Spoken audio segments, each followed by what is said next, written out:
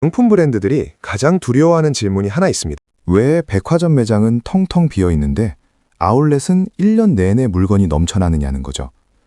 에르메스 버킨백 하나 사려면 몇 년을 기다려야 하고 샤넬 플랫백은 VIP 고객만 살 수 있다고 하잖아요. 희소성이 명품의 생명이라면서 말이에요. 그런데 파주 아울렛 가면 어떻습니까? 같은 브랜드 로고가 박힌 가방이 산처럼 쌓여 있고 70%에서 80% 할인 스티커가 사방에 붙어 있어요. 이게 상식적으로 말이 됩니까? 명품은 안 팔려서 재고가 쌓이는 물건이 아니거든요. 백화점 명품 코너 재고율이 평균 5% 미만이라는 건 업계 상식입니다. 95%는 정가에 팔린다는 얘기예요. 그럼 대체 아울렛의 저 엄청난 물량은 어디서 오는 걸까요? 답은 충격적입니다. 당신이 득템했다고 기뻐하며 집에 가져온 그 명품은 애초에 백화점에 진열될 자격조차 없던 물건일 가능성이 90%예요. 업계에서는 이걸 공공연한 비밀이라고 부릅니다. 아울렛 매장에 있는 제품 중 실제 백화점 재고는 10%도 안 되거든요. 나머지는 전부 아울렛 판매만을 목적으로 따로 만든 별도 라인이에요. 같은 로고를 달고 있지만 완전히 다른 혈통인 겁니다. 마치 같은 자동차 회사가 플래그십 세단과 보급형 모델을 만드는 것처럼 겉보기엔 비슷해도 속은 천지 차이죠. 팩토리 스토어 라인, 메이드 포 아울렛 이런 용어들 들어보셨습니까? 바로 이 전용 상품을 가리키는 말입니다. 그렇다면 핵심 질문이 나옵니다. 이 아울렛 전용품은 백화점 정품과 대체 뭐가 어떻게 다른 거냐는 거죠. 결론부터 말씀드리면 원가 절감을 위해 할 수 있는 모든 수법이 다 동원됩니다. 소재부터 다릅니다. 백화점에서 파는 울 코트를 예로 들어볼까요? 메인라인 제품은 메리노 울 100%를 씁니다. 호주나 뉴질랜드 고급 목장에서 나온 최상급 양모만 골라서 쓰는 거죠. 촉감이 부드럽고 보온력이 뛰어나면서도 가벼워요. 아울렛 전용은 울 55%, 폴리에스터 30%, 아크릴 15% 이런 식으로 합성 섬유가 대량으로 섞여 있습니다. 합성 섬유를 섞으면 처음에는 형태가 잘 잡히고 반들반들해 보이거든요. 하지만 두세 번만 세탁하면 보풀이 심하게 일고 뭉치고 형태가 무너져요. 게다가 통기성이 없어서 땀차고 답답합니다. 순수 울 소재는 숨을 쉬는 천연 섬유라 입어도 쾌적한데 합성 섬유 섞으면 비닐 입은 것처럼 불편해지는 거죠. 명품 코트인데 왜 이렇게 입기 불편하지? 땀도 차고 무겁기만 하네. 이런 경험 있으시죠? 원단 자체가 다른 겁니다. 그럼에도 태그에는 당당하게 그 유명한 브랜드 로고가 새겨져 있고 가격표엔 할인 전 가격 240만 원이라고 적혀 있어요. 가죽은 더 심각합니다. 명품 가방이 몇백만 원씩 하는 이유는 최상급 천연 가죽을 쓰기 때문이에요. 풀그레인 레더라고 하는데 소가죽의 자연스러운 결과 흠집을 그대로 살린 최고급 원피입니다.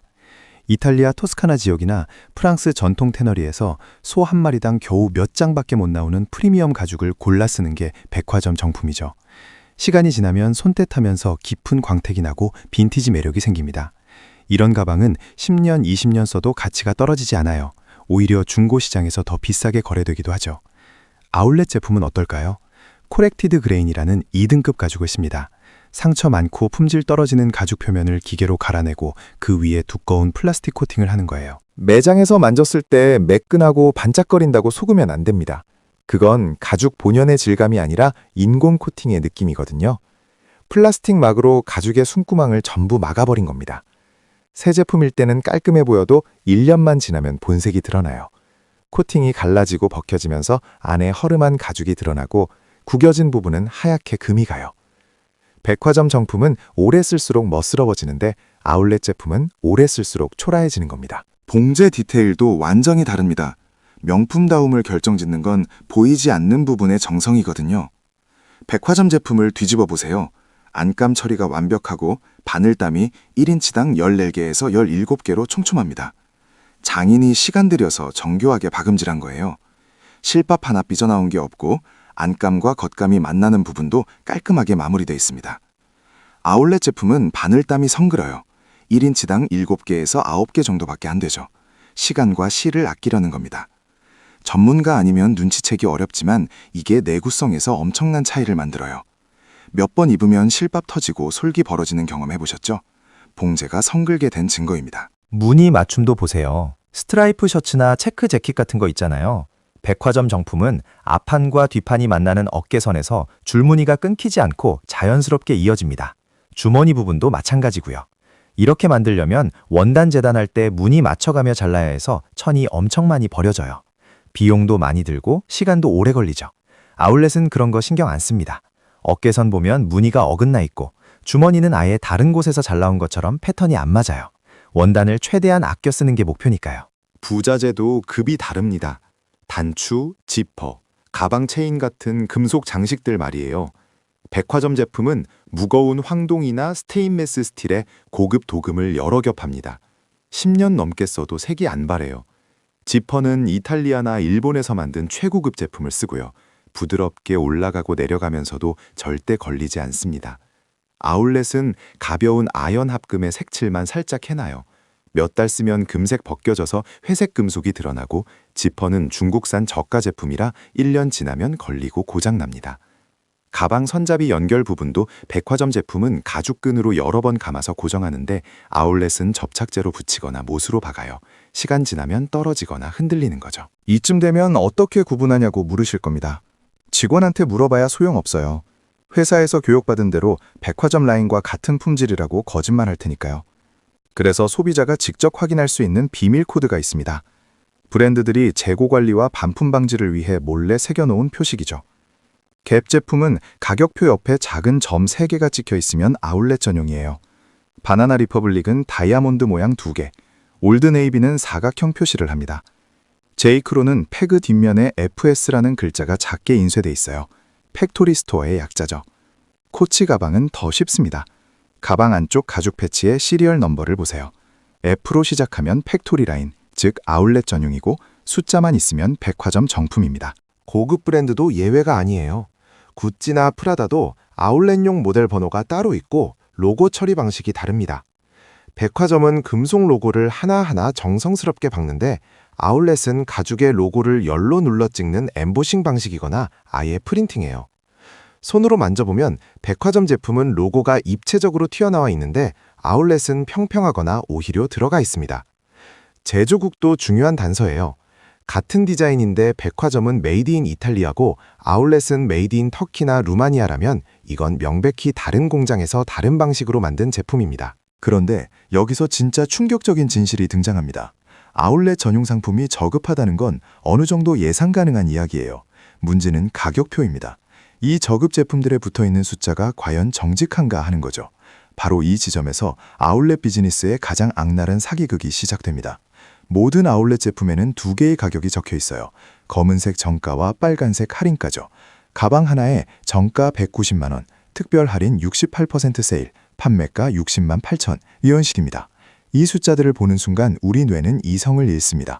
129만 2천 원을 절약했다는 승리감에 도취되거든요. 60만 원을 쓴다는 사실은 잊고 130만 원 가까이 벌었다는 착각만 남는 겁니다. 여기서 진실을 말씀드리겠습니다. 그 가방에 적힌 정가 190만 원. 그 가방은 태어나서 단 1초도 190만 원에 팔린 적이 없습니다. 190만 원에 팔 계획조차 없었어요.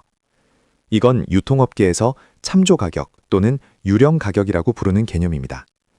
실제로 존재하지 않는 숫자를 마치 원래 가격인 것처럼 적어놓는 거예요.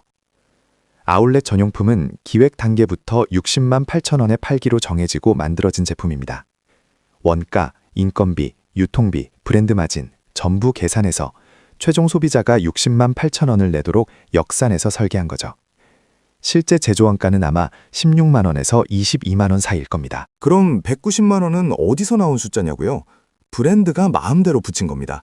이 정도 디자인이라면 우리 백화점 라인에서 190만 원쯤 받지 않을까 하는 근거 없는 추정으로 허구의 가격표를 먼저 만드는 거예요. 그리고 매장에 진열하는 순간부터 68% 할인 스티커를 붙여놓습니다. 이건 행동경제학의 앵커링 효과를 완벽하게 악용한 겁니다. 배가 닻을 내리면 그 근처에서만 떠다니듯이 소비자는 처음 본 190만 원이라는 숫자에 뇌가 고정돼요. 그래서 60만 8천 원이 엄청나게 저렴하다고 착각하게 되는 거죠. 만약 정직하게 처음부터 60만 8천 원이라고만 적혀 있었다면 어땠을까요? 당신은 냉정하게 품질을 따졌을 겁니다. 합성 가죽에 봉제도 엉성한데 60만 원은 비싼 거 아니야? 이렇게 판단하고 안 샀을 확률이 높아요. 하지만 190만 원이라는 기준점이 박히는 순간 품질에 대한 의심은 사라지고 득템했다는 환희만 남습니다. 당신 뇌는 60만 8천 원이 합리적인 가격인지 계산하는 게 아니라 190만 원에 비해 얼마나 싼지만 비교하게 되는 거예요. 백화점 세일과는 완전히 다른 방식입니다. 백화점 시즌 오프는 진짜거든요. 190만 원에 팔다가 안 팔려서 150만 원으로 내리고 그래도 재고면 100만 원까지 떨어뜨리는 거예요. 그 제품은 한때 시장에서 190만 원의 가치를 인정받으려 했던 정품입니다. 실제로 정가에 팔린 물건도 많았을 거고요. 하지만 아울렛의 상시 할인은 처음부터 짜여진 각본입니다. 애초에 60만 원대 제품으로 기획하고 만든 저가품을 190만 원짜리인 척 포장하는 연극이에요. 당신은 할인박인 게 아니라 정가 그대로 낸 겁니다. 단지 기분만 좋을 뿐이죠. 어쩌면 실제 가치는 35만 원인 제품에 60만 원을 낸 건지도 모릅니다. 그렇다면 25만 원을 손해본 거예요. 이게 사기 아니냐고요? 법적으로는 애매한 영역입니다. 미국에서는 이미 여러 번 소송이 있었어요. 2014년 JC페니가 허위 할인으로 고소당했고 2017년에는 메이시스가 비슷한 이유로 집단 소송에 휘말렸습니다. 그래서 요즘 브랜드들은 태그에 아주 작은 글씨로 비교 가격이라고 적어놔요. 이 제품이 원래 190만 원이었다는 게 아니라 시중에 유사한 제품들이 그 정도 한다는 뜻이라고 빠져나가는 겁니다. 한국도 마찬가지고요. 권장 소비자가라는 애매한 표현으로 법망을 피합니다.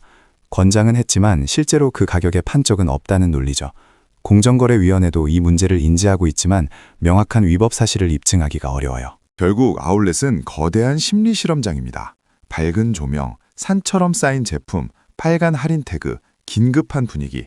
이 모든 게 당신이 물건의 가치가 아니라 할인율에만 집중하도록 설계된 무대예요. 당신은 오늘 실제 가치 35만 원짜리 가방을 190만 원짜리로 착각하고 기뻐하며 60만 원을 냈습니다. 절약한 게 아니라 25만 원을 더 낸 거고 브랜드는 그 차액을 순이익으로 챙긴 겁니다. 이게 아울렛 비즈니스의 핵심이에요. 그렇다면 우리는 아울렛을 완전히 끊어야 할까요? 꼭 그렇지는 않습니다. 90%의 함정 속에 10%의 진짜 보물이 분명히 존재하니까요. 백화점에서 실제로 넘어온 정품 재고를 찾아내는 전략을 알려드리겠습니다. 이걸 알면 아울렛이 정말 기회의 땅이 될 수 있어요.